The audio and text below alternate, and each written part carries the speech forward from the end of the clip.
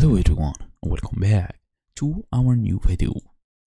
So you want to show off multiple edited photos in one shareable image or compare your before and after like this one for example whatsoever.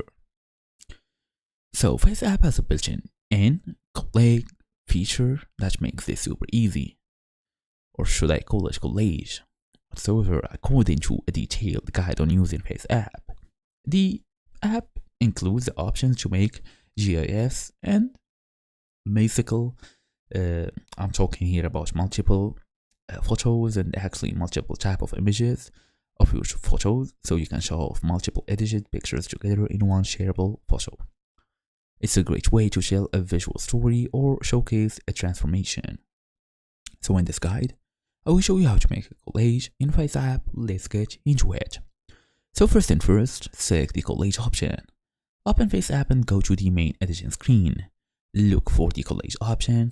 According to the guide, you will find it by scrolling to the left from the main filter option. Then choose your photo. Select the photos you want to include in your collage. You can choose multiple images from your camera roll for a before and after comparison. Then pick your original photo and your edited version. Then arrange the layout. Once you have selected your photos, you can arrange them in different layouts.